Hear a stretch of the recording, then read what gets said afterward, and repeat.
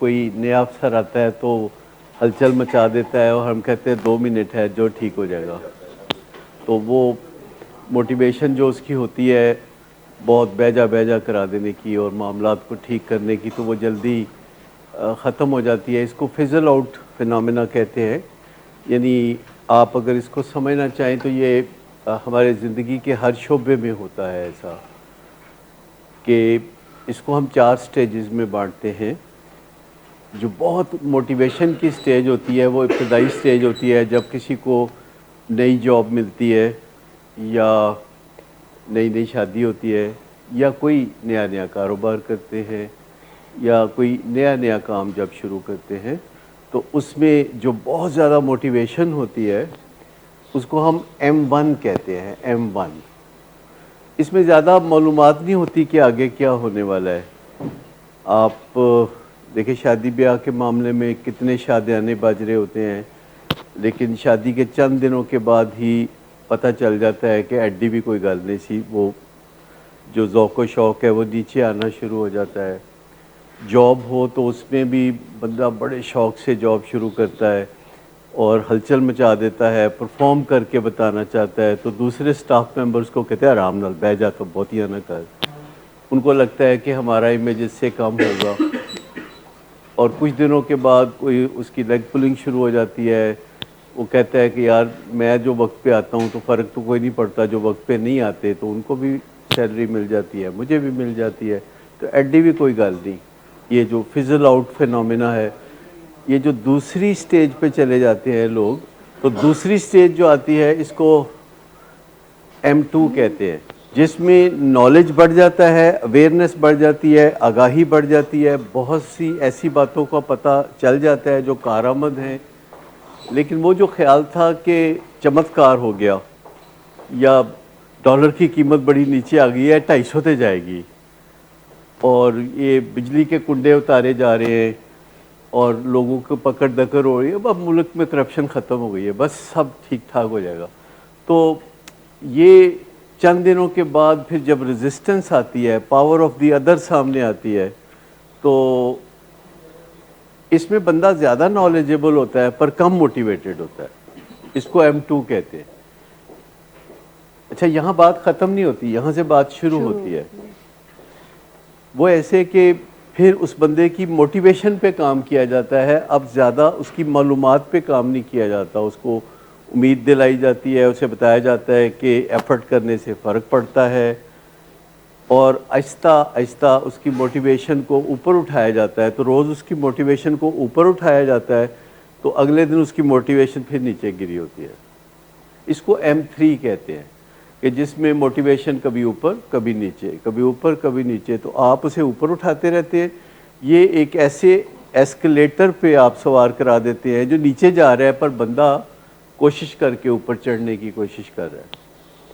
تو اگر کوئی ایسکلیٹر نیچے جا رہا ہو اور آپ اس سے اوپر چڑھنے کی کوشش کر رہے ہیں تو آپ کو کیا کرنا ہوگا؟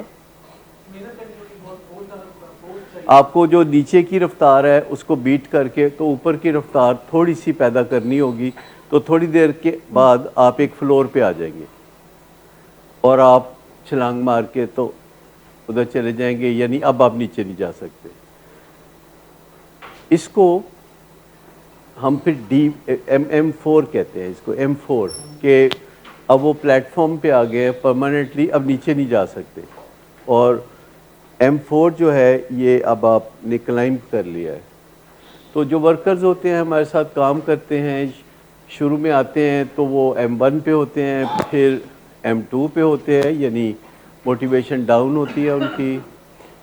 پھر موٹیویشن ہم اوپر کھینچتے ہیں، پھر وہ نیچے گری ہوتی ہے، پھر اوپر کھینچتے ہیں، پھر وہ نیچے گری ہوتی ہے. الٹیمیٹلی ون ڈے ایسا آتا ہے کہ ان کی موٹیویشن پھر آپ کو اوپر ہی اوپر نظر آتی ہے اور وہ M4 پہ چلے جاتے ہیں. اب یہی چیز ماں باپ کے لحاظ سے دیکھیں، یہی چیز پیشنٹ کے لحاظ سے دیکھیں کہ موٹیویشن کبھی بڑی ہائی ہوتی ہے کہ نشہ چھوڑنا ہے کیونکہ بہت تکلیفیں ہیں، اور کسی نے موٹیویٹ کیا ہے، ماں نے دوپٹہ پھینک دیا پاؤں میں، باپ کی آنکھوں میں آنسو آ گئے، تو موٹیویشن بہت ہائی ہو جاتی ہے. پھر وہ کہتا ہے بس آج تو نشہ نہیں کرنا. تو جب وہ نشہ نہیں کرتا تو اگلے دن جسم میں سے نشہ جب نکلتا ہے تو ساتھ ہی ساتھ چیخیں نکل رہی ہوتی ہیں اور ایک بھٹا سا بیٹھ جاتا ہے, خالی پن محسوس ہوتا ہے, انرجی کوئی محسوس نہیں ہوتی, کچھ اچھا نہیں لگتا. اور اس کے بعد اس پہ فردر محنت کرنی ہوتی ہے, اس کو امید دلانی ہوتی ہے کہ ون ڈے ویری سون آپ پھر سے بہتر محسوس کریں گے. اور وہ بہتر محسوس کرتا ہے 2 دن, پر 2 دن بہتر محسوس نہیں کرتا. اپنا جو برخوردار ہے اس کے بھی حالات یہ چل رہے ہیں, اٹھاتے ہیں روز اوپر, وہ پھر تھوڑا نیچے گرا ہوتا ہے, لیکن جو 10 منٹ بیٹھ کے جاتے ہیں تو کہتے ہیں I will do it, I will do it. پر پھر ایک سٹیج آتی ہے کہ وہ ان کے اندر خود کار نظام کے تحت ایک موٹیویشن کا چشمہ بہنا شروع ہو جاتا ہے. جو بہت اچھے ورکر ہوتے ہیں ان کا یہ ہوتا ہے, بہت اچھے ریکوری کے لوگ ہیں تو ان کا مطلب ان کے ساتھ بھی یہی ہوتا ہے. تو آپ کو سمجھ آ گیا کہ بات M1 سے M2 تک نہیں ہے. اور اس کے اوپر ہمارے پاس ایک اردو لٹریچر ہے ہمارا, اگر آپ وہ پڑھنا چاہیں تو آج ہی جاتے ہوئے لے جائیں. اگرچہ وہ لٹریچر 1996 کا ہے, آج کل اس کو میں نئے سرے سے لکھ رہا ہوں, لیکن وہ 1996 کا ہے کہ کس طرح ہمارے زندگی کے ہر شعبے میں جب ہم داخل ہوتے ہیں تو زبردست, اور اس کے بعد پھر ہم ڈوینڈل ڈاؤن کرتے ہیں. آپ کچھ بات کر رہے ہیں؟ جی سر, میں بس وہ اسی حوالے سے بات کر رہی تھی کہ یہ فیملی کے فیئرز ہیں ایکچولی میں فیملی کو اپنے رسپانسز کے اوپر دھیان دینا ہے کہ آپ کے رسپانسز پہلے جیسے ہیں تو پھر آپ نئے رزلٹ کی امید نہیں رکھ سکتے. اور سارا دھیان اگر پیشنٹ پہ ہے کہ یہ کیا کر رہے ہیں اور ان کو کوئی زیادہ ایفرٹ کرنی چاہیے, پھر آپ اپنی جو رائٹ چیزیں ہیں جو آپ کو تھیراپیوٹک سکلز ہم سکھاتے ہیں وہ نہیں کر پاتے. تو اگر دھیان آپ کا اپنے اوپر ہو جائے اور پیشنٹ کا اپنے اوپر ہو جائے اور ہمارا دونوں پر بھی اور ہمارا اپنے اوپر بھی ہو, بیکاز پروفیشنلز بھی تو ہیومن بینگز ہوتے ہیں نا. سم ٹائم پیشنٹ ایسی پکچر دے رہے ہوتے ہیں کہ ہمیں لگتا ہے کہ ہاں جی now he is on the right track, لیکن وہ پھر ہمیں 1 more ٹائم یاد دلا دیتے ہیں کہ بیماری ہے اور آپ پرنسپل سینٹرڈ ہو کر ہی ہمیں ڈیل کریں, نہ ہی کسی فیملی کے ساتھ نہ ہی کسی پیشنٹ کے ساتھ. ہم پرنسپل کے اگینسٹ نہیں جا سکتے. اچھا, جب اس جرنی پہ چلنا شروع ہوتے ہیں اور آپ کو معلومات ملنا شروع ہوتی ہے تو آپ کو لگتا ہے کہ it is too much work to do, اور بظاہر بڑا ڈھیر سارا کام نظر آتا ہے, پر آپ نے یہ سارا کام کرنا کوئی نہیں ہے. اگر آپ اس کام کے ابتدائی حصے پہ ہی رہیں اور چلتے رہیں تو بہت کافی ہے. آپ نے 100% کچھ نہیں کرنا. وہ جو ہم بتاتے ہیں وہ ہم اس لیے بہت زیادہ بتاتے ہیں کہ کوئی یہاں سے کوئی بات پکڑ لے گا, کوئی وہاں سے کوئی بات پکڑ لے گا. تو یہ سارے کام جو ہم آپ کو بتاتے ہیں کرنے کے لیے, یہ سارے کے نہیں کرنے, سارے کے سارے نہیں کرنے ہوتے. کسی کو 10% کر لیں, کسی کو 20% کر لیں, کسی کو 25% کر لیں, تو کام آپ کا بن جائے گا اور آپ کی زندگی میں بہتری آنی شروع ہو جائے گی. اور اس سے جو انکریجمنٹ ملے گی, اس سے جو توانائی ملے گی, وہ ایک طرح سے پیڈلنگ ہوگی. جیسے آپ سائیکل چلاتے ہیں تو پیڈلنگ کرتے ہیں, پھر کوسٹنگ کرتے ہیں. پیڈلنگ کرتے ہیں, پیڈلنگ کا مطلب ہے کہ چلاتے ہیں اس کو, پھر کوسٹنگ کا مطلب ہے کہ آپ رک جاتے ہیں. اب پتہ نہیں آپ میں سے کسی نے سائیکل چلائی ہوئی ہے کہ نہیں, تو یہ ایک فینومینا اس طرح کا ہوتا ہے. لیکن خاندان کا نظام کیسے کام کرتا ہے؟ خاندان جسے ماں باپ, بچوں کی بات, جس میں پالتو جانور بھی شامل ہے, کوئی لے پالک بھی ہوتا ہے, کوئی ملازم بھی ہوتا ہے, تو اس کو خاندان کہتے ہیں, جو کہ ایک آپریٹ کرتا ہے. اور خاندان 2 طرح سے آپریٹ کر رہا ہوتا ہے. ایک کہ نرچر کر رہا ہوتا ہے, آپ کو ابھار رہا ہوتا ہے, آپ کو موٹیویٹ کر رہا ہوتا ہے, آپ کو خواب دکھا رہا ہوتا ہے کہ کچھ کر لو. اور اس کو ہم نرچرنگ یا پرورش والا معاملہ کہتے ہیں, جو ایکسٹریم ایک اینڈ پہ ہوگا. اور دوسرا یہ ہوتا ہے کہ جسے ہم ڈس فنکشنل فیملی کہتے ہیں, کہ جس میں گڑ زیادہ ڈالیں میٹھا ہو نہیں رہا ہوتا.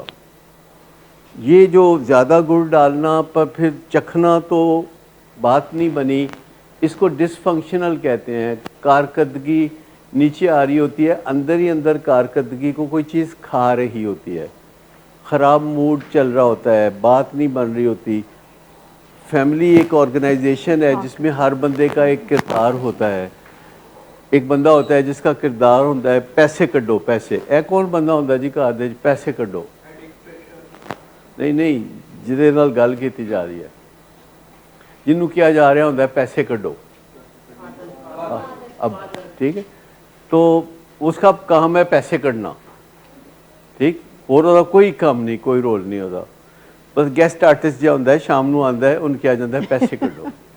ٹھیک گیسٹ آرٹسٹ. جی, تو ایک تو یہ ہوتا ہے. پھر بچے ہوتے ہیں, بچوں کی والدہ ہوتی ہے, گھر کا ایک پاور سٹرگل چل رہی ہوتی ہے گھر کے اندر, اور وہ پاور سٹرگل جو ہے انکانشیس لیول پہ چل رہی ہوتی ہے. ہر بندہ انسیکیور ہوتا ہے کہ میری پاور کتنی کیا ہے, اور وہ اس کو بڑھانے کی کوشش بھی کر رہا ہوتا ہے.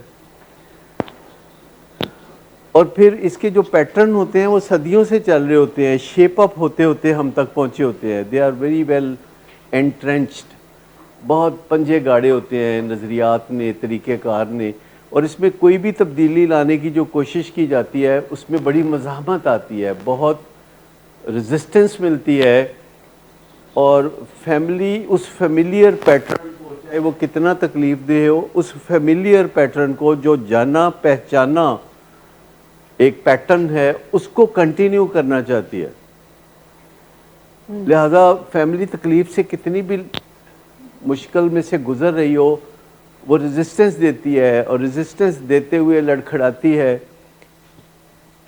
اور کاؤنسلر بتا رہے ہوتے ہیں کہ دیکھیں یہاں آپ ریزسٹنس نہ دیں, اور وہ وعدہ بھی کرتے ہیں کہ ریزسٹنس نہیں دیں گے, لیکن پھر وہ ریزسٹنس دیتے ہیں انکانشیسلی, کیونکہ وہ ان کے ڈی این اے میں کوئی چیزیں ہوتی ہیں, ان کی انوائرمنٹ میں کوئی چیزیں ہیں, تو وہ وہی کرتے ہیں جو کہ انہیں کرنے سے منع کیا جاتا ہے. اور فیملی میں ایک کا نفع سب کا نفع, ایک کا نقصان سب کا نقصان, ایک کی کامیابی سب کی کامیابی, یہ ایک تصور ہوتا ہے فیملی کے ساتھ.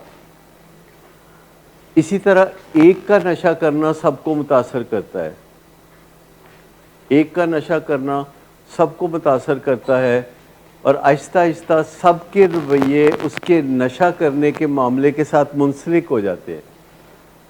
انہوں نے ایک چیز سیکھی ہوتی ہے کہ جب بھی سٹیٹس کو ٹوٹے گا ہم نے اس کو ریسٹور کرنا ہے. فیملی کے اندر یہ ایک انہیرنٹ چیز ہوتی ہے کہ چیزوں کو برقرار رکھنا ہے. اس کو ہم برقراریت کہتے ہیں, سٹیٹس کو کہتے ہیں, کہ کم از کم یہ برقرار رکھنا ہے, موجودہ سٹیٹس جو ہے برقرار رکھنا ہے. جیسے آپ کی کرکٹ ٹیم میچ کھیل رہی ہو تو 3 آؤٹ ہوں اور 97 رنز ہو, تو آپ کہتے ہیں ہن مزید آؤٹ نہیں ہونا چاہیے, اے سٹیٹس برقرار ہونا چاہیے, لیکن سکور اگے ودتا رہنا چاہیے. اور پھر بعض اوقات ایسا نہیں ہوتا تو ہمیں کافی مایوسی ہوتی ہے. ہم کہتے ہیں کہ انہوں کھیڈنا نہیں آتا, مطلب بندہ گھر بیٹھے مشورہ دے رہا ہوتا ہے کہ سری لنکا مشورہ پہنچے. تو یہ جو چیز ہے نا, یہ برقراریت, یہ بھی ایک کاؤنسلر کی نائٹ میئر ہوتی ہے, کہ وہ بڑی نیک نیتی سے بتا رہا ہوتا ہے کہ دیکھیں یہ آپ یوں کر لیں. مثال کے طور پر جب آپ کے خاوند گھر آئیں تو آپ انہیں مسکرا کے ملیں, تو وہ کہتے ہیں ہاں ایسا ہی کریں گے, لیکن پھر وہ اسی برقراریت میں پھنس جاتے ہیں کہ نہیں, یہ جو بندہ شام کو گھر آئے گا جو میرا خاوند ہے, اگر میں نے مسکرا دیا تو مہنگائی کے اس دور میں بہت مشکل ہو جائے گا. تو یہ تو نہیں کرنا, بالکل ایسا نہیں کرنا بالکل. جی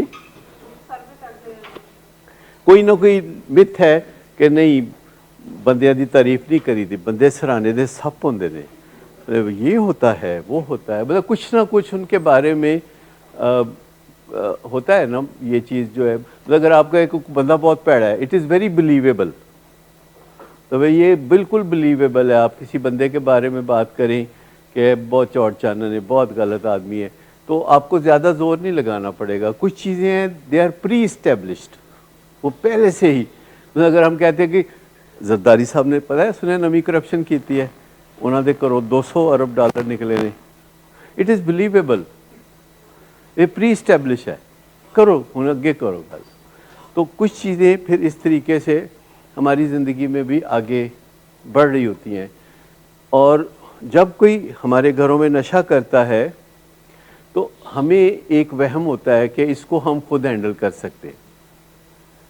آخر کیوں نہیں کر سکتے, اینی تے گل ہے, نشہ کردا ہے اسی اینو کرن نہیں دینا.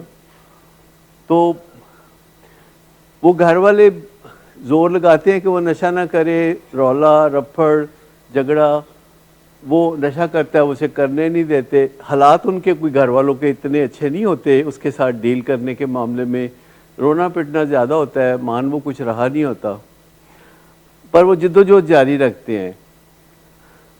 جب پاکستان بننے سے پہلے کوئی پاکستان کے بننے کی جو موومنٹ چل رہی تھی تو اس میں جو صبح سویرے مسلمان جلوس نکال لیتے تھے, لے کے رہیں گے پاکستان, لے کے رہیں گے آزادی, تو مال روڈ پہ عموماً یہ جلوس نکلا کرتے تھے. تو ایسا ہی ایک جلوس مسجد شہداء کے قریب سے جو ہے اسمبلی ہال کی طرف آ رہا تھا, اور وہ نعرے لگا رہے تھے سویرے 5 بجے کہ لے کے رہیں گے پاکستان اور 2 قومی نظریہ اور یہ اور وہ. تو 2 میاں بیوی وہاں سڑک کے کنارے صفائی کر رہے تھے, جو کہ کارپوریشن کے ملازم ہوتے ہیں, اور ان کا کام ہوتا ہے کہ شہر میں صفائی ایسے کرنی ہے کہ لکیراں جیاں پا دینی ہیں, مطلب کٹا اڑا دینے تے لکیراں جیاں پا دینا, اینو وہ صفائی کہتے ہیں عرصہ دراز سے. تو دونوں میاں بیوی صفائی کر رہے تھے. تو بیوی کو سمجھ نہ لگی کہ سویرے سویرے اے کی ہو رہا, تے انہیں اپنے خاوند نے پوچھا کہ مسلیاں نو کی ہو گیا, سویرے سویرے رولا پاتا ہے, اے کی مسئلہ ہے انہاں دا. تو وہ اس کا خاوند کہتا ہے مسلے ساتھوں آزادی منگتے ہیں تے اسی دیندے نہیں, اے انہوں نے اس واسطے رولا پایا. تو وہ حالات ہوتے ہیں کہ گھر میں ایک بندہ نشہ کرتا ہے, باقی سارے جو ہے اس کا نشہ روکنے کی کوشش کر رہے ہوتے ہیں, اور وہ جب اپنے دوستوں کے پاس جاتا ہے کہ کی رولا سی تیرا پیو, کی رولا, کہتا ہے وہ مینوں کہندا نشہ نہ کر, دسو کوئی گل ہے پتہ وچوں.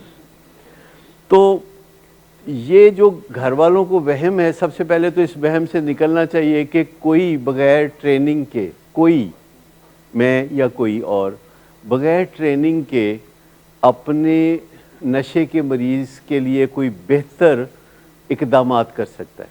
یہ تو علاج کے کئی فیکٹرز میں سے ایک فیکٹر کا استعمال ہے جسے ول پاور کہتے ہیں. یہ it is one of the factors, علاج کے 6 فیکٹرز میں سے it is one of the factors. تو اگر آپ ایک فیکٹر پہ بھروسہ کرتے ہیں اور وہ فیکٹر کام نہیں کرتا تو یہ کوئی قصور نہیں ہے, یہ آپ کا کام ہونا ہی نہیں تھا, کیونکہ کام اس طرح ہوتا نہیں ہے. اور لا علمی ہو سکتی ہے, اسے کہا جا سکتا ہے کہ یہ میری معصومیت تھی یا یہ میری لا علمی تھی. یہ قصور نہیں کہا جا سکتا کہ جب ہم کوئی کام کرنا ہی نہیں جانتے اور پھر بھی ہم وہ کام کرتے ہیں تو وہ کام نہیں ہوتا, ہمیں تکلیف ہوتی ہے. تو یہ ساری نشانیاں ہیں کہ جب کام نہیں ہوتا تکلیف ہوتی ہے, اور یہ بڑی کھلی نشانیاں ہے کہ کام ہو کوئی نہیں رہا, تکلیف بہت ہو رہی ہے.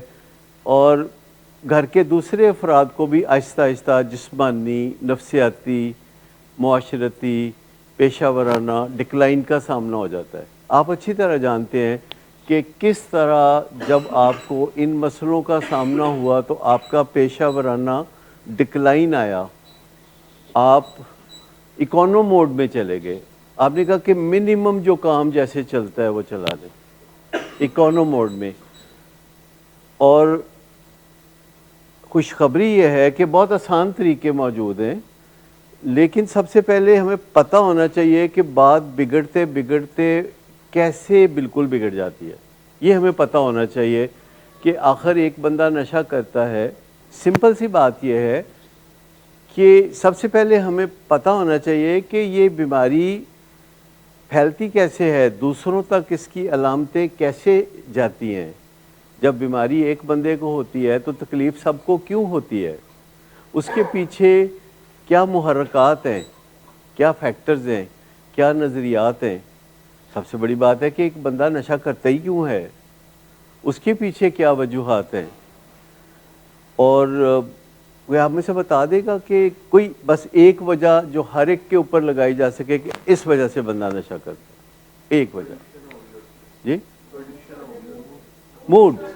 موڈ خراب ہے، بس موڈ خراب ہے، اور وہ موڈ خراب ہو سکتا ہے 100 وجوہات سے. موڈ خراب ہے، اور اس میں موڈ زیادہ تر خراب ہوتا ہے موڈ ڈس آرڈر کی وجہ سے.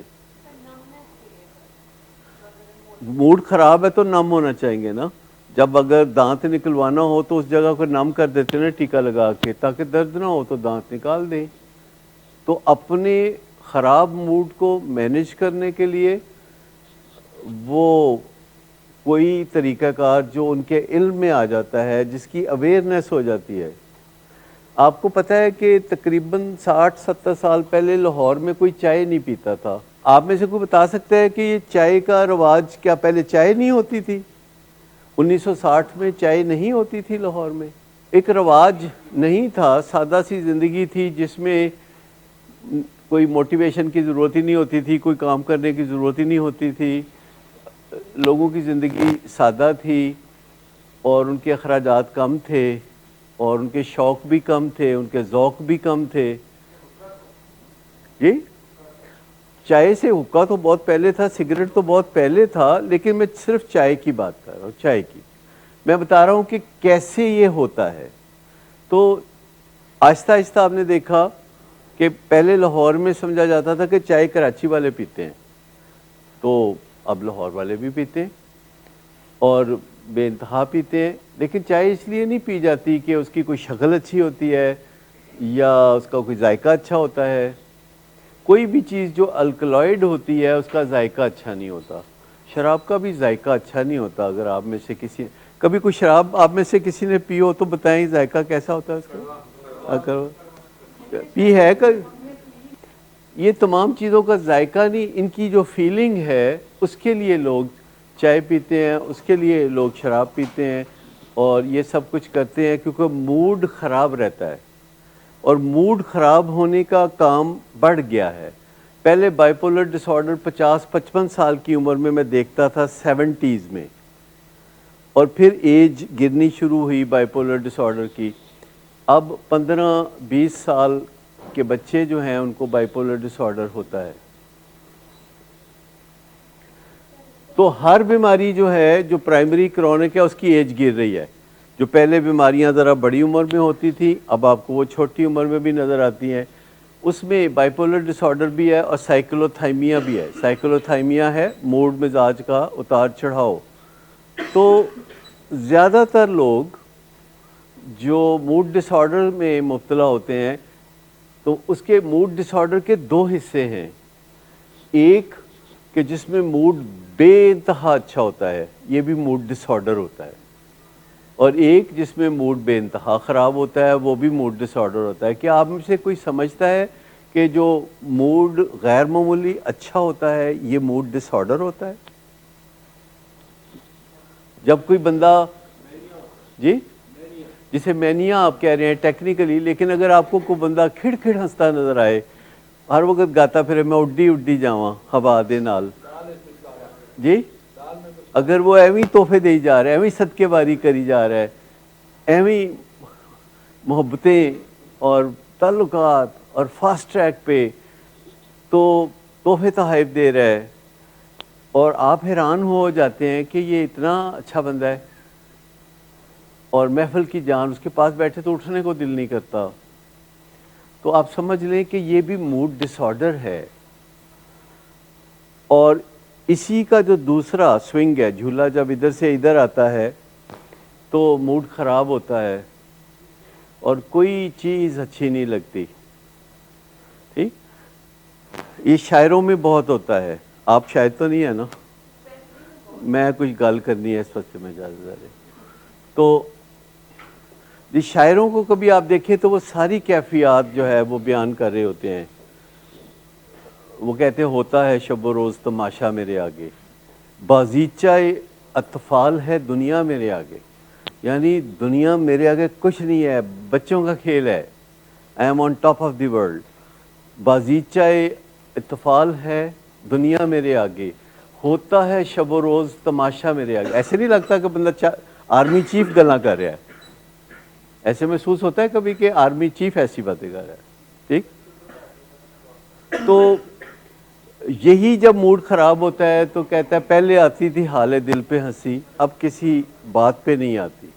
کعبے کس منہ سے جاؤ گے غالب، شرم تم کو مگر نہیں آتی. یہ ہے وہ موڈ کی جو دوسری سائیڈ جو شاعر بتاتے ہیں. کبھی آپ مرزا غالب کو پڑھیں، اگر آپ نے سیکیٹری انڈرسٹینڈ کرنی ہے تو مرزا غالب کو پڑھیں.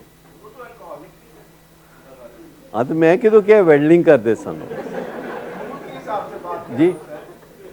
ہاں وہی بات کر رہا ہوں میں بھی کہ وہ ڈائبیٹک تھے. ہم نے سارے وہ کام شروع کیے ہوئے ہیں کہ اگر آج وہ ہوتے تو ہمارے کلائنٹ ہوتے. معزز ڈائبیٹک بھی تھے، عام میٹھے کھا جاتے تھے بہت سارے، وہ شراب بھی پیتے تھے، جوا بھی کھیلتے تھے، منگ پتہ انہوں نے ایجاد کیتا سی، اور یہ سارے کام وہ کرتے تھے. اور شاعری اتنی اعلیٰ درجے کی کرتے تھے کہ جہاں کوئی سینکڑوں ہزاروں سائنس کی کتابیں میرے پاس پڑھی ہوتی ہیں تو ہر جگہ ایک مرزا غالب کا نسخہ ضرور پڑا ہوتا ہے، چاہے دفتر ہو چاہے گھر ہو.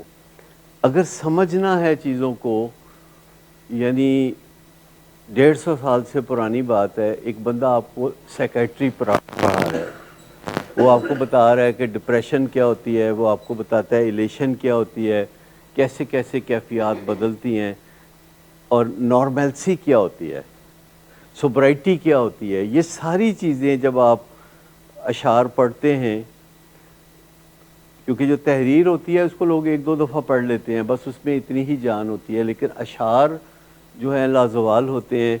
اور جو شاعر لوگ ہوتے ہیں یہ بہت فلاسفر ہوتے ہیں، ان کو آمد ہو رہی ہوتی ہے اور ان کو خود پتہ نہیں ہوتا کہ وہ ان کے ذہن میں یہ جو سارے مضمون ہیں کیسے ان کے خیال میں آتے ہیں، اور اس سے دنیا پھر انڈرسٹینڈ کرتی ہے معاملات کو. آپ نے سمجھ لیا کہ جب گھر میں یہ معاملہ ہوتا ہے تو ایک ملٹی فیسٹڈ اپروچ سے سوچنا پڑتا ہے کہ 400-500 سال کی یا اس سے زیادہ کی ہسٹری نظریات کی کیا ہے. کیا ہسٹری 5000 سال پرانی ہے نظریات کی ہماری، یا 2000 سال پرانی ہے، یا 1500 سال پرانی ہے؟ ہمیں دیکھنا پڑے گا کہ ہماری جو نظریاتی ہسٹری ہے، جو ہماری خاندانی ہسٹری ہے، جو ہمارے چاچے بابے کیا کرتے تھے، ہمارے آباء و اجداد کیا کرتے تھے، اس پہ نظر ڈالنی پڑے گی تو بہت بات سمجھ میں آنے لگے گی. ہم زیادہ تر نشے کی بیماری پہ فوکس رہتے ہیں، لیکن ایکچولی نشے کی بیماری کی جو ماں ہے وہ سائیکلوتھائمیا یا بائیپولر ڈس آرڈر ہے. جو پیچھے کار فرما ہے چیز، اس کے اوپر نظر ڈالنے کی ضرورت ہے. کئی دفعہ آپ پریشان ہوتے ہیں کہ ہمارا پیشنٹ سمجھتا کیوں نہیں، یہ ہر ایک کو فٹافٹ چیک لکھ کے کیوں پکڑا دیتا ہے، یا کوئی نہ کوئی اگلے بندے کے ساتھ کیسی سیٹنگ کر لیتا ہے جس کا خمیازہ بعد میں فیملی والے بھگتتے ہیں، اور ہمیں وہ برا لگنے لگتا ہے. ہم کہتے ہیں یہ کیا کرتا ہے یہ. لیکن جب ہمیں بیماری سمجھ میں آتی ہے تو پھر ہمیں غصہ نہیں آتا. جب ہمیں غصہ نہیں آتا عقل کام کرنے لگتی ہے. لیکن میں آپ کو بتاؤں کہ جب آپ چیزوں کو جتنا ڈیپ سمجھ لیتے ہیں تو اس کو مائنڈ فلنس کہتے ہیں. مائنڈ فلنس، نشے کی بیماری سے جان چھڑانا، اپنے گھر کے حالات اچھے کرنا، اس کے لیے کوئی راکٹ سائنس نہیں ہے. جسٹ تھنک اباؤٹ اٹ، سوچیں اس پہ، مائنڈ فل ہو جائیں، غور کریں کہ حقیقت کا پرتاؤ کہاں نظر آتا ہے آپ کو، اور اس پہ بہت تفصیل سے کام ہو چکا ہے. میں آپ کو اگر یہ کہوں کہ نشے کی بیماری اور اس سے بحالی پہ ہر سال 1000 کتابیں نئی آ جاتی ہیں مارکیٹ، تو آپ مان لیں گے 1000 کتابیں. اتنی کتابیں میڈیسن کی نہیں آتی، سرجری کی نہیں آتی، سیکیٹری کی نہیں آتی، اور بھی کسی سبجیکٹ کی، میڈیسن کی نہیں آتی، میتھمیٹکس کی نہیں آتی. اتنا کام ہوتا ہے کیونکہ اسے وہ کہتے ہیں کہ نشے کی بیماری امریکہ کا دشمن نمبر 1 ہے. اسے وہ اپنا دشمن نمبر 1 قرار دیتے ہیں. تو ظاہر ہے وہ اپنے دشمن نمبر 1 کے لیے कुछ हिकमत अमली बनाना पसंद करते हैं दुश्मन नंबर 1 के लिए। जी, ये तमाम प्राइमरी क्रॉनिक प्रोग्रेसिव इलनेसेस जो होती हैं वो जेनेटिक इन नेचर होती हैं, डीएनए में होता है, उनका जो फुटप्रिंट होता है वो वहाँ होता है, लेकिन ज़रूरी नहीं कि आपकी ज़िंदगी में वो नशोनुमा पाए। नशोनुमा पाने के लिए इन्वायरमेंटल फैक्टर्स जो हैं वो ज़्यादा अहम है, क्योंकि उनको बीट करना बहुत मुश्किल है। अपने डीएनए को बीट करना बहुत आसान है, जेनेटिक्स को बीट करना बहुत आसान है, लेकिन सोहबत के असर को बीट करना बहुत मुश्किल है। यानी हैरत अंगेज़ तौर पर आप जिस माहौल में रहते हैं आप उस रंग में रंगे जाते हैं। आप बेशक कहें कि नहीं मुझे कोई फ़र्क नहीं पड़ता, मैं बहुत सियाना हूँ, मैं बड़े सोच समझ के फ़ैसले करता हूँ। Nobody does it like that. आप तो एक साबुन अपनी मर्ज़ी से नहीं ख़रीदते, आप एक टूथपेस्ट अपनी मर्ज़ी से नहीं ख़रीदते, और इस तरह के बहुत से छोटे छोटे फ़ैसले हैं। आप रोज़ाना जो कुछ खाते हैं उसमें से 60% आपकी मर्ज़ी से कुछ ताल्लुक़ नहीं होता, उसका 60% से कुछ ताल्लुक़ नहीं होता, वो दूसरे फ़ैसले करते हैं। थोड़ा सा और लीजिए ना, मैंने अपने हाथों से बनाया है। अभी मैं चंद दिन पहले ही मुझे हुमायूं भाई ने घर बुला लिया, तो मैंने कहा ज़ाहिर है वो इत्माम करेंगे नाश्ते का, तो मैंने 1-2 दिन पहले ही खाना छोड़ दिया। मैं कहा चलो अब जाएंगे इतवार को खाना खाएंगे। तो इतवार की सुबह मैं गया तो बड़े नफीस किस्म के जो निहारी और कुन्ना और बहुत सारी अल्लाह ताला की नेमतें थी, मैंने भी फिर डट के खाया। मैंने कई जन होर खा लो, मैं समझ रहा था कि देख नहीं रहे। जो ही मैं खा के फारग हुआ मैंने कहा मैंने बहुत ज़्यादा खाया। कहते मैं देख लिया। कहते तुसी बड़े फूडी हो। और उसके बाद मैंने दोपहर को नहीं खाया, रात को नहीं खाया, अगले दिन सुबह दोपहर शाम भी नहीं, तीसरे दिन जाके तो फिर मैंने खाना खाना शुरू किया। तो ये सारे फैसले दूसरे करते हैं हमारे लिए, हम नहीं फैसले करते। खाने पीने के फैसले, सोने जागने के फैसले, आप सोना चाहते हैं सोन नहीं दे रहे, ठीक। तो याद रखें कि दूसरे जो हमारे फैसले करते हैं, जो हम अपनी कुंजियाँ बनवा के जो बंदा मिलता है कहते हैं लाइक तुम ही रख। तो ये जो चीज़ें हैं इस पे थोड़ा गौर करने की ज़रूरत है कि हमारे सारे फैसले दूसरे करेंगे, और हम दिन में सैकड़ों फैसले करते हैं और वो हम नहीं करते। वो चलते चलते टीवी पे कोई ख़बर सुन लेते हैं तो उसकी वजह से एक फ़ैसला हो जाता है, और कोई यार दोस्त मिल जाता है तो उसकी वजह से एक फ़ैसला हो जाता है, कोई ग्लिम्प्स नज़र आता है, कोई प्रिंट नज़र आता है तो उसकी वजह से एक फ़ैसला होता है। लेकिन जब आप माइंडफुल हो जाते हैं, जब आप कॉन्शियस हो जाते हैं, आप सड़क पे जाते हैं तो बिल बोर्ड लगे होते हैं, उसकी वजह से फ़ैसले हो रहे हैं। इधर मैकडोनल्ड का वो बाबा बार बिठाया हुआ उन्होंने, उसकी वजह से फ़ैसले हो रहे होते हैं। और आप जाके तो मैकडोनल्ड में ऑर्डर करते हैं तो वो लड़की कहती है कि अपग्रेड कर दें, इसमें ये कर दें, इसमें वो कर दें, उसकी वजह से फ़ैसले हो जाते हैं। और वो असरअंदाज होते हैं हमारी ज़िंदगी पर दूसरे। अगर नहीं असरअंदाज होते तो बस माँ प्यो दी नहीं असी सुननी, बाकी असी हर बंदे दी सुननी। क्यों जी, माँ प्यो दी तो नहीं सुननी, क्यों जी, ठीक है, या सुननी है। इसमें मैं आपको बताऊं कि जो सारी बातें आपको बताई जाती हैं उसमें कुछ बातें रिपीट की जाती हैं, कुछ बातें नहीं बताई जाती हैं, फिर कुछ बातें वापस रिपीट की जाती हैं, क्योंकि ऑडियंस साइक्लिक फैशन में रिफ़्रेश होता रहता है, और हमने देखना होता है कि कौन है जो कोई फ़ायदा उठाना चाहता है तो उसके मतलब की कोई बात हो जाए। और ज़्यादातर बातों के बारे में आपको लगता होगा कि तो ये पहले भी सुनी हुई है, लेकिन फिर बीच में एक बात होती है कि जो एक पहले आपने नहीं सुनी होती। लेकिन अगर हम आपको रोज़ाना नई बातें बताएं तो वो भी बता सकते हैं, हमारा तो रोज़ का काम है, लेकिन आपको फ़ायदा नहीं होगा, इन्फॉर्मेशन ओवरलोड हो जाएगा, इन्फॉर्मेशन ओवरलोड। तो हम कोशिश करते हैं, ब्लेंड करते हैं, जैसे गाने नहीं होते, गानों में जो रिपीट होता है कोर्स, तो वो होता है, तो उसके बाद फिर कुछ और बातें होती हैं, और फिर वापस घूम के वापस उसी पे आना होता है जो कि एक मेन बात होती है। जैसे कहते हैं हमने तुमको दिल ये दे दिया, पूछा भी ना कौन हो तुम, तो ये टीप का मिसरा है। देखें कि वो किस तरह एक्सप्लेन करती है कि हमने तुमको दिल ये दे दिया, पूछा भी ना कौन, मरासी हो सैयदो कौन हो तुम, नहीं पूछा। और फिर बाकी वो साफ बयान करती है कि शक्ल से तुम चोर चक्के लगते हो, और देख लो हमने तुम्हें ये दिल दे दिया है, पूछा भी नहीं कि कौन हो तुम। नशे की जो आदत पड़ती है वो ख़राब मूड की मजबूरी में पड़ती है, और कोई नशेई नहीं बनना चाहता, कोई तबाह नहीं होना चाहता, कोई बर्बाद नहीं होना चाहता। ये अनजाने में हो जाता है, हमें लगता है नहीं चंद दिन की बात है, फिर हमने कौन सा ये काम जारी रखना है। कोई ना कोई लारा लप्पा अंदर से आता है कि चंद दिन ऐसा कर लेते हैं, उसके बाद जब इम्तिहान गुजर जाएंगे, जब मुश्किलात गुजर जाएंगी, जब हमारी ज़िंदगी की सख्तियां कम हो जाएंगी, तो फिर हम नशा छोड़ के तो नॉर्मल ज़िंदगी की तरफ आ जाएंगे। लेकिन ऐसा होता नहीं है। जो चीज़ हमें रोज़ करना होती है तो उसकी आदत पड़ जाती है।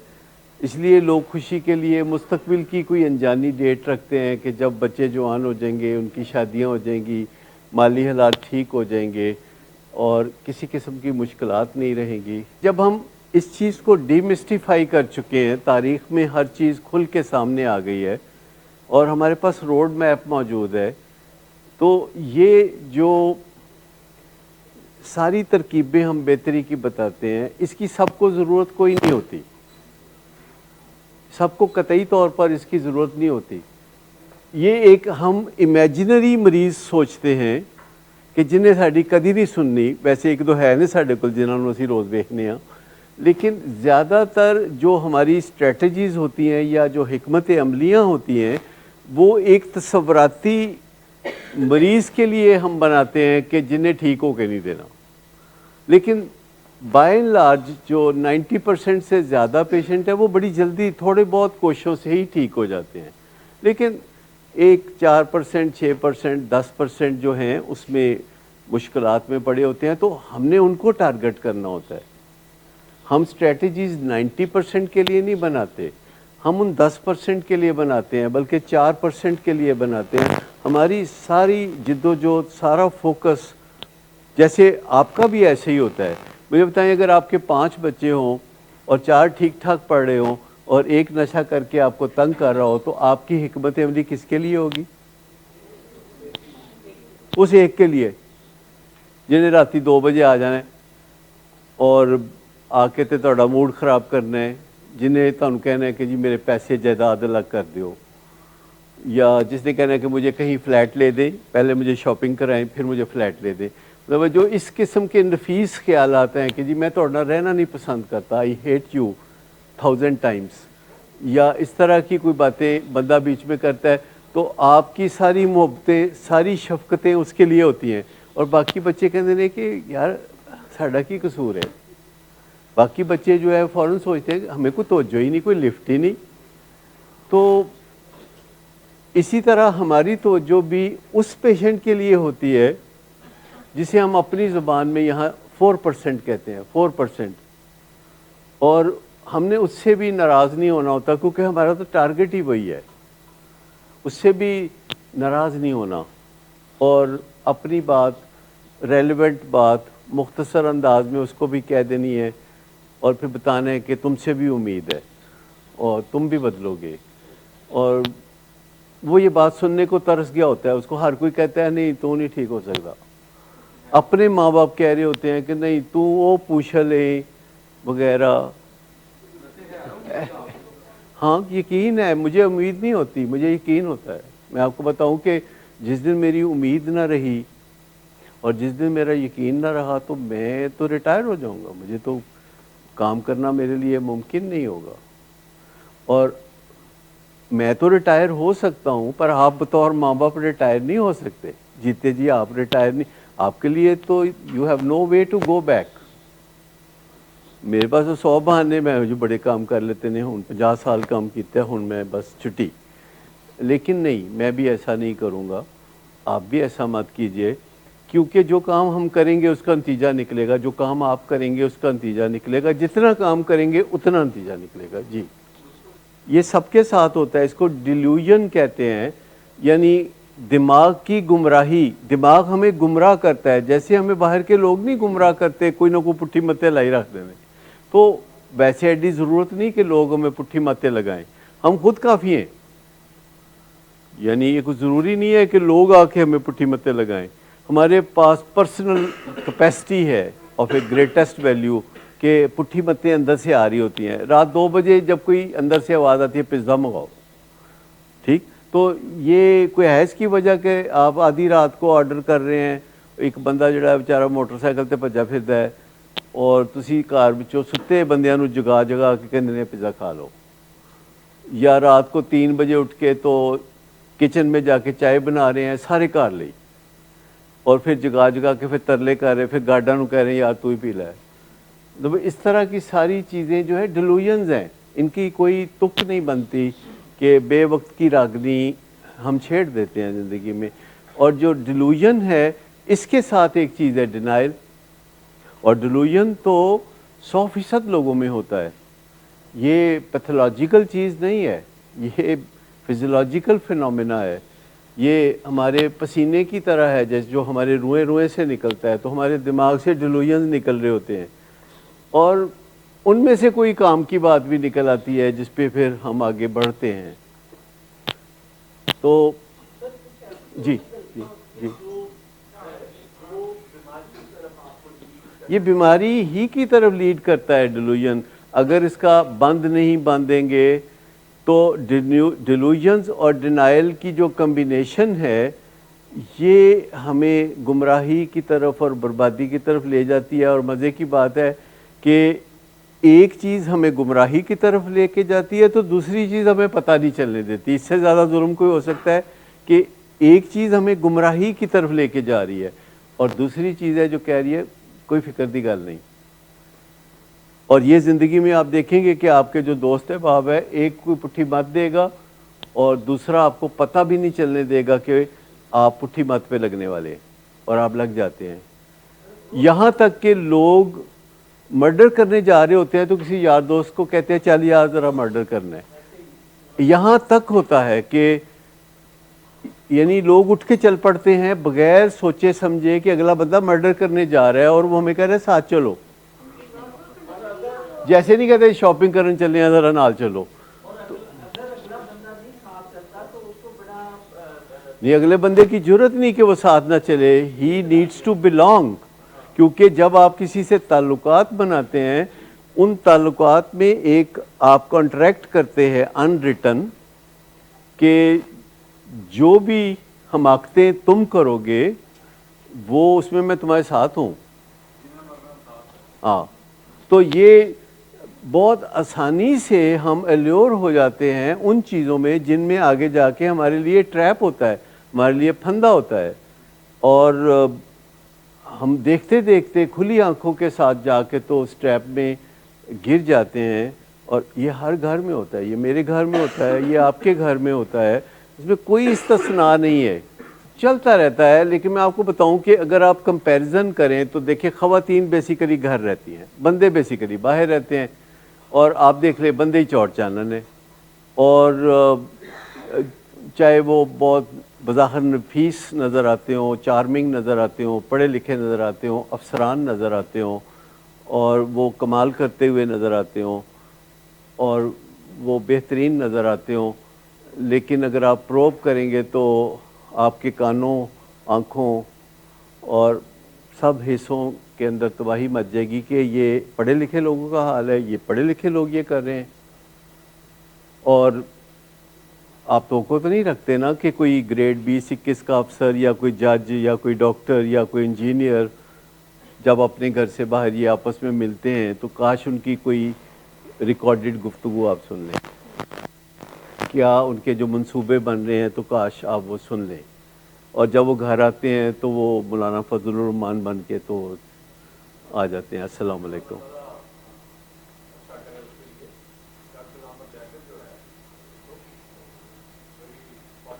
He is not the only one. دیکھو مردوں کا قصور نہیں ہے، ایک تو ان میں تھوڑی مینوفیکچرنگ فالٹ ہے کمپنی کی طرف سے، دوسرا ان کو صحبتیں بڑی خراب ملتی ہیں. شکار کھیلنے جا رہے ہیں جی، بھئی کون سا شکار ہوتا ہے مجھے بتائیں. اج اسٹڈی میں بیٹھے ہوئے سر، اسٹڈی کون سی ہوتی ہے مجھے بتا دیں، اور جو کچھ وہ کرتے ہیں اس کا 5% بھی ان کے گھر والوں کو پتہ نہیں ہوتا. نہ بتاؤں دساں میں کدے نال جاواں.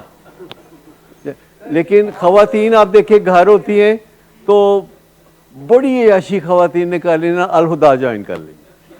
یہ خواتین کی عیاشی ہے. کبھی آپ نے دیکھا ہے کہ مردوں کے لیے بھی کوئی الہدا ہو جو وہ جوائن کر لیں اور کوئی نیکی کی راہ لگیں؟ میں جنرلی بتا رہا ہوں کہ خواتین بڑی پریویلیجڈ ہیں، وہ ان کو بہت سہولت حاصل ہے. تو میں آپ کو بتاؤں کہ اپنے بندوں کے اوپر مہربان ہو جائیں. میں آپ کو بتاؤں کہ اگر آپ ماں ہیں تو اپنے بچوں پہ مہربان ہو جائیں. مہربان ہونے کا مطلب ہے کہ ان کے اوپر ایک تگڑی ماں بن کے تو آپ مہربان ہو جائیں. سہولت کار بن کے نہیں، تگڑی ماں بن کے اپنے بچوں پہ مہربان ہو جائیں. اگر آپ بیوی ہیں تو ایک تگڑی بیوی، مہربان بیوی بن کے اپنے خامد کو بچا لیں. وہ دی ماں نہیں بچا سکی. آپ سمجھے کہ ہر وہ بندہ جس کی آخر کار شادی ہوتی ہے تو اس کی ماں سوچتی ہے کہ میرے کو نہیں سدھر سکیا تے نوی کمپنی لے آنی پائے گی. تو آپ پوچھ لیں، جن ماؤں کو بھی آپ پوچھیں گے بیٹے کی شادی کرنے کا اصل مقصد ہوتا ہے کہ سدھار نہیں سکی میں نو بیوی سدھارے گی.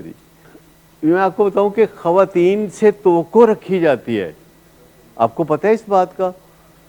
ہمارے 50% مریضوں کی شادیاں اس خیال سے کی جاتی ہیں کہ بیوی آئے گی تو انہوں سدھار لائے گی. توقع دیکھیں، آپ اس توقع کو دیکھیں. خواتین کو اس توقع کو چیلنج کے طور پر لینا چاہیے، چاہے وہ ماں ہو چاہے وہ بہن ہو.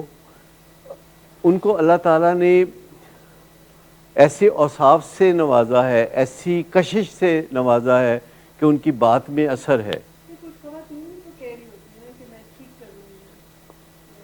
یہ کانفیڈنس ہے، وہ ایسا کر نہیں سکتی لیکن وہ مصیبت میں پھنس جاتی ہے. لیکن جنرلی میں کہہ رہا ہوں کہ خواتین کے لیے بہت زیادہ یہ اہم میدان ہے کہ وہ اگر بیٹا ہے تو اس کی تربیت پہ توجہ دے دیں. اس کی ذمہ داری، اتنی ذمہ داریوں کا بوجھ اس کے اوپر ڈال دیں کہ اس کو سر کھجانے کی فرصت نہ ملے. اس کو جو شیطان کا کارخانہ ہے وہ بالکل نہ لگے اس کا. اور ماؤں کو چاہیے کہ تگڑی مائیں بن جائیں. تگڑی مائیں اس حوالے سے بہترین پوزیشن میں ہیں. میں کہتا ہوتا ہوں کہ مائیں سپریم کورٹ کی جج ہوتی ہیں. ان کو کوئی پوچھ نہیں سکتا کہ تم کیا فیصلہ کرتے ہو. ہر کوئی ماں کے ساتھ کھڑا ہوتا ہے. باپ ذرا سمجھانے کی کوشش کرے تو لوگ کہتے ہیں نہیں بڑا ظالم ہو گیا ہے، بڑا سخت ہو گیا ہے، وہ اس کو کچھ کرنے بھی نہیں دیتے. لیکن مائیں کوئی سخت قدم بھی اٹھائیں، نرم قدم اٹھائیں تو لازمی بات ہے کہ لوگ ماں کا ساتھ دیتے ہیں. میں آپ کو بتاؤں کہ خواتین جو ہوتی ہیں جن کو لگتا ہے کہ ہم ان کو سپریس کر کے رکھتے ہیں، جن کو لگتا ہے کہ ہم ان کو دبا کے رکھتے ہیں، جن کو لگتا ہے کہ ہم ان کو چھپا کے رکھتے ہیں، تو کیا کبھی آپ نے سوچا ہے کہ ہم عورتوں کو چھپا کے کیوں رکھتے ہیں؟ ہم ان کو دبا کے بھلا کیوں رکھتے ہیں؟ تو مجھے بتائیے کہ زندگی میں ہم کن چیزوں کو چھپا کے رکھتے ہیں 2 پردوں میں، 4 پردوں میں، اور کن چیزوں کو ہم کھلے عام پھینک دیتے ہیں؟ جو قیمتی چیزیں ہوتی ہیں ان کو تو بندے نو جتھے بٹھا جاؤ پرامان جہاں تہاڈے ورگا بندہ ہوئے کدھرے بٹھا جاؤ 3 دن پچھوں آ کے ملو گے اتھے ہی بیٹھے ملو گے. کیوں جی کوئی فکر ہوا تمہیں کدی؟ جی تو یہ جو خواتین کو امتیاز حاصل ہے نا، یہ اس کا غرور کیا کریں کہ اگر اس کو منفی نہ لیا کریں. وہ رو رہی ہیں عورتیں ویسٹ میں جو ایسے سوچتی ہیں کہ ہم نے برابر ہونا ہے، یا امپاورمنٹ کا یا اس طرح کے جو تصورات ہیں. میں خلاف نہیں ہوں کہ عورتیں فلرش کریں، میں حق میں ہوں. میری بچیاں ساری ڈاکٹر ہیں اور ورکنگ ڈاکٹر ہیں اور بہت محنت سے کام کرتی ہیں. میں نے کسی کو نہیں روکا کبھی بھی. لیکن آپ کو یہ تصور کرنا چاہیے کہ خواتین خاص ہیں اور خاص ہونے کی وجہ سے ان کو پروٹیکٹ کیا جاتا ہے، ان کو ہرٹ سے بچایا جاتا ہے، ان کو تکلیف سے بچایا جاتا ہے. اور یہ ان کے گھر کے مردوں کی ذمہ داری بھی ہے. پر مردوں کی ذمہ داری خود عورتوں پر ہے کہ وہ انہیں صحیح راہ دکھا دیں، کیونکہ ماں کی گود جو ہے وہ صحیح راہ دکھانے کا ادارہ ہے. اور ایک وقت ہوتا ہے کہ ہر کوئی ماں کی مانتا ہے، اچھا ایک وقت ہوتا ہے کہ ہر کوئی بیوی کی بھی مانتا ہے، ایویں تھوڑا جا وقت. تو ایک وقت ہوتا ہے کہ آپ کا جادو چلتا ہے.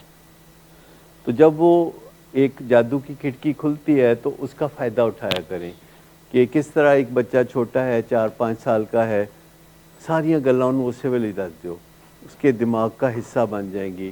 اس کو ذمہ داریاں دے دیں، اس کو ایک سنجیدہ انسان کی طرح ٹریٹ کریں اور اس کو بچہ نہ سمجھے. وہ صرف سائز میں چھوٹا ہے، وہ پورا انسان ہے.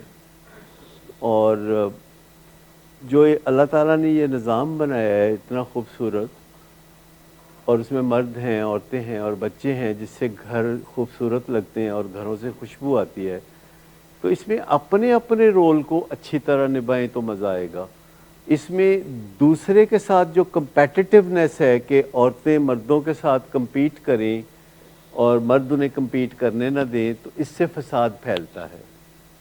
تھوڑا سا ایک فلیکسیبلٹی کے ساتھ چلنا چاہیے. لیکن میں آپ کو بتاؤں کہ گھر میں سربراہ ایک ہوتا ہے، دو نہیں ہوتے. ملٹی ہیڈڈ آرگنائزیشن کبھی کامیاب نہیں ہوتی.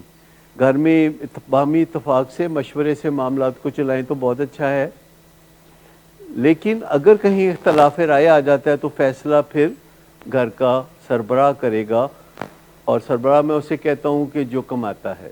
اگر عورت کماتی ہے اور اس سے گھر چلتا ہے تو وہ سربراہ ہے، کیونکہ اللہ تعالیٰ نے بھی یہی فرمایا ہے کہ مردوں کو جو عورتوں پہ جو ایج ہے، یہ جو تھوڑا سا ان کے لیے ایک اہتمام ہے، تو یہ اس وجہ سے ہے کہ وہ مال خرچ کرتے ہیں. مال خرچ کرنا جو ہے یہ معمولی بات نہیں ہے. دنیا بھر میں یہ ایک اسٹیبلش فیکٹ ہے کہ جو روپیہ پیسہ خرچ کرتا ہے وہ انفلوئنسر ہوتا ہے، وہ اپنا اثر و رسوخ استعمال کرتا ہے.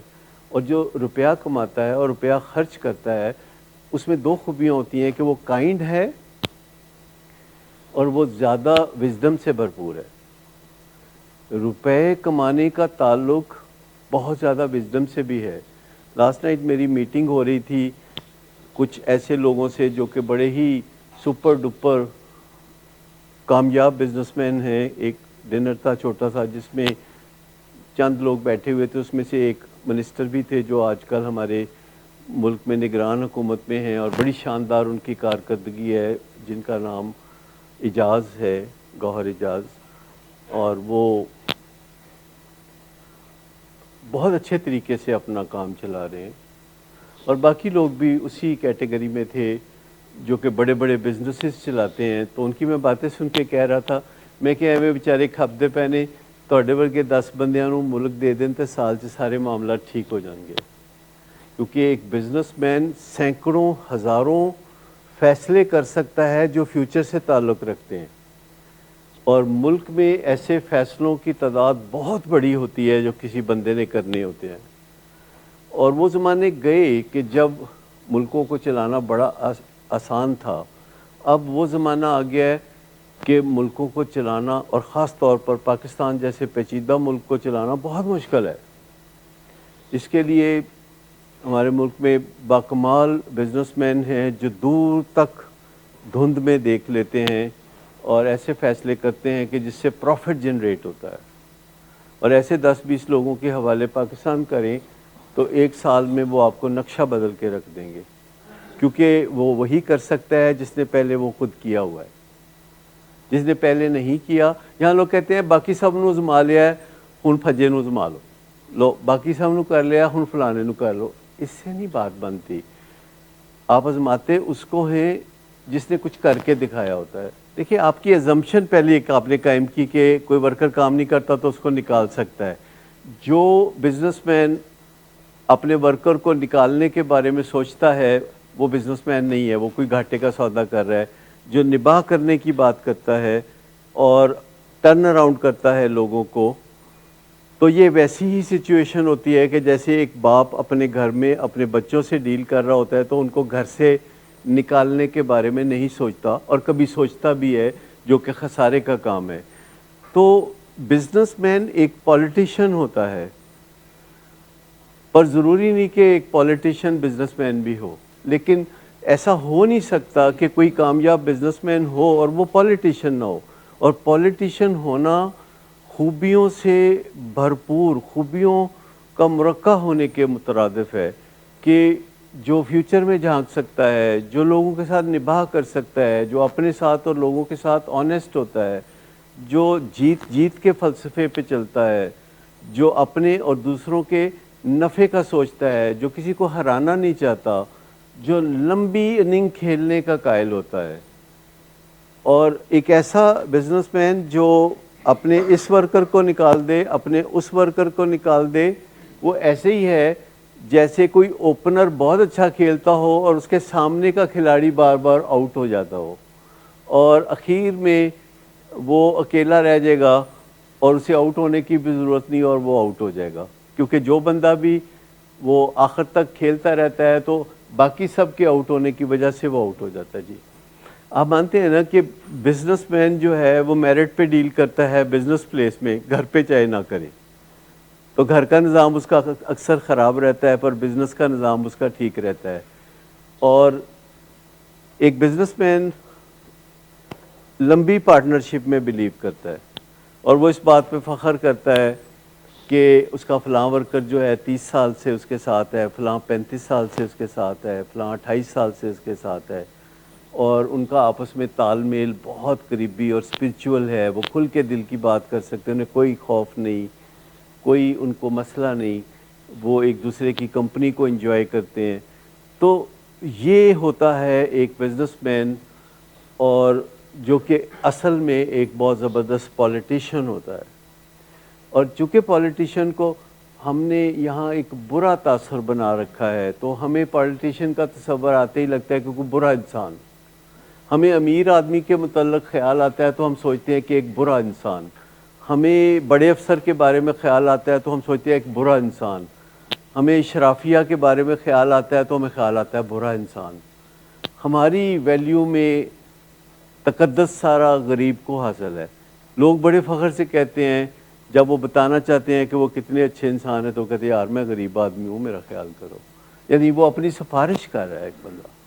کیا آپ ایسے بندے کی سفارش مان لیں گے جو آپ کو آگے کہ یار میں غریب آدمی ہوں, میرے چھوٹے چھوٹے بچے ہیں؟ تو یہ کون کہے گا؟ یہ کوئی میرٹ ہے؟ کوئی کہے کہ میں غریب آدمی ہوں, میرے چھوٹے چھوٹے بچے ہیں, تو میری بات مان لو, تو بتائیے یہ میرٹ ہے؟ یہ تو کوئی میرٹ نہیں ہے. لیکن آپ دیکھیں ہمارے پرسیپشن میں یہ خرابی ہے. رول آف لا ہر جگہ جیپرڈائز ہوتا ہے. امریکہ میں رول آف لا کہاں ہے؟ ایک بجلی چلی جائے تھوڑی دیر پہ تو کتنا طوفان مچتا ہے. آپ سڑک پہ نکل جائیں تو وہ آپ کو لوٹ لیں گے, آپ کا موبائل چھین لیں گے, اور وہ آپ کے ساتھ مارا ماری کریں گے, اور لوہے کا مکہ سر پہ ماریں گے. تو رول آف لا تو کہیں بھی نہیں ہوتا. لیکن جس چیز کا تذکرہ میں کر رہا ہوں اس پہ اگر آپ غور کریں کہ جو ایک بزنس مین ہے ہی لکس ان ٹو دا فیوچر, وہ فیوچر کے اندر جھانک رہا ہوتا ہے, اور وہ 500 700 1000 ورکرز جو بھی اس کے ساتھ ہوتے ہیں ان کے گھروں کو کہیں ذہن میں سوچ کے قدم بڑھا رہا ہوتا ہے. وہ ان سب گھروں کی اکانومی پہ غور کر رہا ہوتا ہے. مہنگائی ہوتی ہے تو ورکر خود اتنا فکر نہ کرتے ہوں, وہ فکر کر رہا ہوتا ہے کہ کیا بنے گا جن کا میں فلیگ کیریئر ہوں, جن کا میں باس ہوں, اور جو میری طرف دیکھتے ہیں تو وہ پریشان ہوتا ہے. اس کو اثر ہوتا ہے ان چیزوں کا. جیسے آپ کے گھر کا سربراہ جو ہے وہ رات کو کروٹیں بدل رہا ہوتا ہے تو سوچ رہا ہوتا ہے کہ مہنگائی میں اپنے خاندان کو وہ کیسے اچھے طریقے سے چلائے گا. ایسے ہی ایک بزنس کا سربراہ بھی کر رہا ہوتا ہے, جو دور تک جھانک سکتا ہے, جو دیکھ سکتا ہے کہ یہ جو مہنگائی کی اس وقت لہر ہے جو کہ امریکہ میں ہے, یو کے میں ہے, اور ارجنٹائن میں ہے. 100% مہنگائی ہے ارجنٹائن میں, پاکستان میں 49% ہے. تو آپ سوچئے کہ ایک یورپین ملک 100% مہنگائی کا شکار ہے. ڈاکٹرز ہڑتال کیے بیٹھے ہیں کافی دنوں سے یو کے میں، ان کا گزارا نہیں ہوتا، اسپیشلسٹ ڈاکٹرز کا گزارا نہیں ہوتا، جو اپنا ملک چھوڑ کے جا کے وہاں بیٹھ کے سرو کرتے ہیں کہ ان کے حالات اچھے ہو جائیں۔ لیکن میں آپ کو بتاؤں کہ وقت چینج ہو گیا ہے، وقت کا دھارا چینج ہو گیا ہے، ضرورتیں ساری بدل گئی ہیں، زندگی فاسٹ ٹریک پہ ہو گئی ہے۔ جیسے آپ دیکھیں کہ کسی چیز کی خرابی کا پتہ چلتا ہے جب اسے تیز چلا کے دیکھیں، جیسے کوئی گاڑی کا انجن ہے تو آپ اس کو ذرا تیز چلا کے دیکھیں تو آپ کو پتہ چلے گا کہ خرابی کیا ہے۔ تو جب یہ کووڈ آیا ہے، جب لوگ گھر بیٹھے تھے اور اپنے اخراجات کو کرٹیل نہیں کر رہے تھے اور کام پہ توجہ نہیں دے رہے تھے گھر بیٹھ کے بھی، تو اس کی دردیں پیڑیں بعد میں نکلنی تھی۔ لیکن آپ دیکھیے کوئی ایسا بندہ کہ جس نے کووڈ کے دنوں میں اپنے آپ کو ان افیکٹڈ رکھا، کام کیا اور اپنی زندگی کے دھارے کو کسی نہ کسی طریقے سے چلائے رکھا، اس کو معاشی یا معاشرتی یا اس طرح کے دیگر مسائل نہیں ہوں گے۔ کاز اینڈ افیکٹ کی دنیا ہے، جو ہم کرتے ہیں وہ ہمارے سامنے آتا ہے۔ آپ سمجھ لیں کہ یہ سسٹم کا قصور ہے کہ سمندر میں طاقت بہرحال زیادہ ہوتی ہے اور وہ کسی بھی کمزور چیز کو اپنے اندر نہیں رکھتی، سمندر کی طاقت سے اٹھا کے باہر پھینک دیتی ہے۔ لیکن آپ دیکھیں کہ کسی کو جب نکالا جاتا ہے تو یہ بھی ایک بڑا اہم حادثہ ہوتا ہے، لیکن جب کوئی واپس سٹرائک بیک کرتا ہے تو اس کے بارے میں آپ کیا کہتے ہیں؟ دیکھیں منترلا جو ہے یہ ہماری زندگی کا ایک خوبصورت ون ایکٹ پلے ہے۔ میں چند دن پہلے دیکھ رہا تھا، حامد میر بات کر رہا تھا زرداری صاحب سے، تو حامد میر زرداری صاحب کو کہہ رہا تھا وہ تسی کیویں یہ ساریاں گلاں منوا لیندے ہو لوکاں کولوں، کیویں تسی گلاں منوا لیندے ہو؟ تو پتہ ہے کیا کہتا ہے؟ کہتا ہے آپ کو پتہ نہیں، میں اپنے پیاروں کے پاؤں پہ ہاتھ رکھ دیتا ہوں، میں ان کے قدموں میں لیٹ جاتا ہوں، میں ان کے اوپر ساری محبت نچھاور کر دیتا ہوں۔ تو یہ ہماری زندگی کا ایک بڑا خوبصورت حصہ ہوتا ہے جسے ہم اپنی انا میں نظر انداز کرتے ہیں۔ اللہ تعالیٰ نے ہمیں بڑے گنوں سے لیس کیا ہے اور ایبسولوٹ کوئی چیز نہیں۔ میں ایک رسمی بات کر رہا تھا کہ ایک پرچون کا دکاندار بھی جو ہوتا ہے محلے کا، آپ دیکھیں کہ 150 گھروں میں وہ اپنی ضرورتیں پوری کرتا ہے، تو وہ بڑا پولیٹیشین ہوتا ہے، کسی نے ادھار دے، کسی نے مہنگا دے، کسی نے سستا دے، کسی دے گھر سودا پہنچا، کسی نے کہ تو آ کے لے جا۔ تو آپ دیکھتے ہیں کہ پرچون کا دکاندار کیا کرتا ہے، اور اس کی ایک انوینٹری ہوتی ہے اور وہ خود ہی مارکیٹ جاتا ہے، خود ہی سودا لے کے آتا ہے، خود ہی بیچتا ہے، اور آپ دیکھ لیں وہ کبھی بینکرپٹ نہیں ہوتا، وہ کبھی مقروض نہیں ہوتا کوئی، وہ بھی ایک پولیٹیشین ہوتا ہے چھوٹا موٹا، اور سارے محلے کی خبریں آ کے وہاں بیٹھ کے تو لوگ دے رہے ہوتے ہیں، لے رہے ہوتے ہیں، محلے کے نوجوان اسے اپنے رومانسز کے بارے میں بتا رہے ہوتے ہیں، وہ سن رہا ہوتا ہے۔ تو یہ سب کہتے یا سودا دیں جائیں تو میرا چھوٹا جا خاطری دے دیں۔ کبھی پتہ نہیں آپ نے اس طرح کے شاندار تجربے کیے ہیں کہ نہیں کیے تو مجھے ضرور بتائیں، یہ شیئر کرنے والی باتیں ہوتی ہیں۔ لیکن میں جو بات کر رہا تھا کہ جو تصور ہے بزنس مین کا، اس کو بدل ڈالیں۔ بزنس مین جو ہوتا ہے، آپ کو پتہ ہے ایک دیانتدار اور ایمانتدار جو بزنس مین ہوتا ہے اس کے بارے میں نوید ہے کہ قیامت کے دن اس کو نبیوں، ولیوں اور شہیدوں کے ساتھ اٹھایا جائے گا۔ سنا آپ نے؟